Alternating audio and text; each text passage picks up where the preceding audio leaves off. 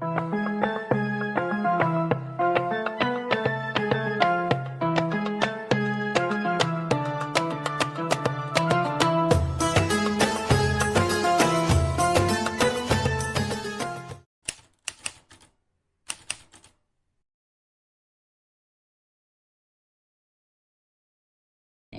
itu kata-kata yang terkesannya itu hari raya, pulang kampung, ya pulang kampung. Dan biasanya pulang kampung itu mungkin kita hanya sekedar adat istiadat, oh mudik yuk, kita tidak tahu artinya itu makna esensi dari mudik itu sendiri itu apa. Ada di balik itu semua makna yang tersirat di dalamnya itu ada. Yang pertama itu silaturahim. Kita niatkan mudik kita itu silaturahim untuk menjenguk bapak, ibu, saudara kita, pakde, bude. Biasanya ada di momen-momen hari raya Idul Fitri ini sebagai ajang lah, ya kita mudik. Yang jauh di perantauan sana kita pulang setahun sekali. Kalau yang dekat-dekat ya harus setahun sekali. Ya kalau saya itu ya seminggu sekali, kadang 2 minggu sekali mudik. Tapi tidak dikatakan mudik karena momen mudik itu dikatakan ketika momennya hari raya Idul Fitri begitu. Nah, dan ada silaturahim itu Kanjeng Nabi pernah ngendika bersabda, man ahabba ayyub satolahu fi rizqihi wa yungsa'alahu fi atharihi falyasil rahimahu. Nah, barang siapa yang ingin dilapangkan rezekinya dan ditangguhkan ajalnya atau diberi panjang umur oleh Allah Subhanahu wa taala, maka hendaklah ia bersilaturahim. Nah, diantaranya seperti ini mudik. Kalau mudik kan berarti kita kadang dari orang tua nanti terus ke saudara-saudara yang di kampung, semua keliling-keliling. Bahkan ada adat istiadat sekarang dengan kalau orang yang punya itu ya ngasih berbagi kepada keponakan, kepada saudara. Nah, itu juga sudah menjadi adat. Sebenarnya bukan adat angpaunya, tapi kita ke sedekah, sedekah kita, karena sedekah itu ada sedekah wajib. Sedekah wajib itu seperti zakat ya. Kalau sedekah sunnah itu ya seperti kita sedekah yang biasa kita lakukan sehari-hari. Ya termasuk mudik ini kita sedekahnya kepada saudara, sedekah biasa, sedekah sunnah.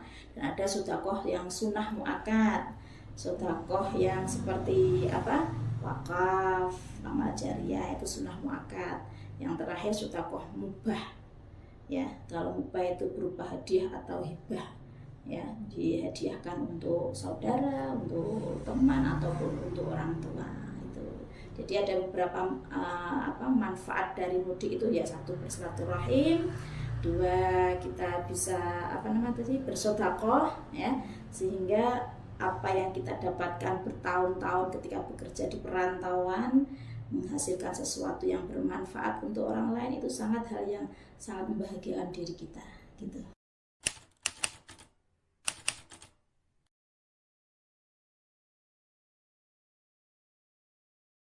Ya, kita bahas Ramadan ini kalau memang anak-anak muda, ya bukan hanya anak muda lah, ibu-ibu ibu-ibu, bapak-bapak itu sudah merebak yang namanya pegang HP, itu nggak pernah lepas HP dan Al-Qur'annya itu lebih sering kita memegang HP ya. Yang terpenting kita dalam megang HP itu bisa yang namanya lebih bijaksana, lebih bisa memanfaatkan HP, bagaimana HP ini bisa menjadi teman, bisa menjadi asbab kita bisa mendekatkan diri kepada Allah Subhanahu wa taala. Jangan sampai HP ini bisa membuat kita lupa. Nah, tergantung kita sendiri, jadi harus bijaksana dalam menggunakan HP. Di antaranya idza jaa Ramadhanu futtihat abwabul jannah wa ghulqat abwabun nar wa suffidatisy syayatin. Ketika datang bulan suci Ramadan, maka akan dibuka pintu-pintu surga, akan ditutup pintu-pintu neraka, dan setan-setan akan dibelenggu. Sejatinya kalau bulan puasa kan seperti itu, bulan Ramadan setannya dikerangkeng, dibelenggu. Tapi kenapa masih ada yang maksiat? Kadang ada yang bertanya seperti itu. Ya berarti kita setannya sendiri gitu.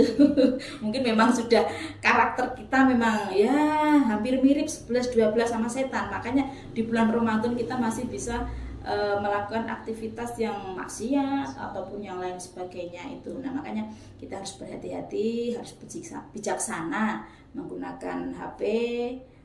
Kita hindari saja kalau kita menggunakan HP seperti komen di Twitter, di Facebook, ataupun di Instagram. Anak-anak muda kalau mau bercuit-cuit istilahnya, mengetikkan jadi jemari, mau komen di suatu komunitas lah teman-teman kita, berhati-hati apakah ini akan menyakiti perasaan mereka, ataukah ada ujaran kebencian, ataukah menyebarkan berita bohong atau tidak. Nah ini kita harus benar-benar berhati-hati agar walaupun secara fikih itu kita bergosip atau berghibah itu puasa tetap sah-sah saja, tapi itu bisa merusak puasa, merusak pahala ibadah puasa kita. Bisa kita tidak mendapatkan pahala ibadah puasa kita kalau kita melakukan hal-hal seperti itu. Sepertinya sepele. Dan kita tahu namanya puasa itu al-imsak, menahan diri. Ya, ada beberapa tingkatan puasa ya.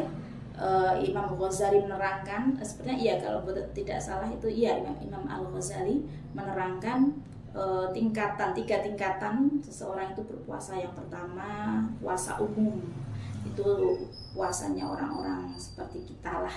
Yang penting itu menahan lapar, menahan haus, tidak makan, tidak minum itu.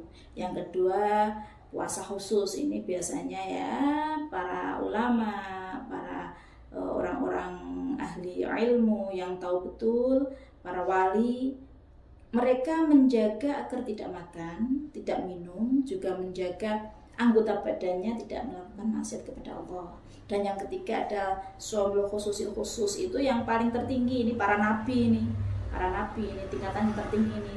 Nah jadi mereka juga menahan tidak makan, tidak minum, tidak bermaksiat dalam badannya, juga menahan hatinya dari mensekutukan Allah Subhanahu wa Ta'ala. Itu yang bisa saya jawab. Moga-moga bermanfaat dan mohon maaf banyak sekali kekurangannya. Nanti kalau ada yang perlu dikoreksi, monggo silakan dikoreksi, itu keterbatasan saya. Semoga itu sedikit bisa bermanfaat untuk kita semua. Terima kasih. Wassalamualaikum warahmatullahi wabarakatuh.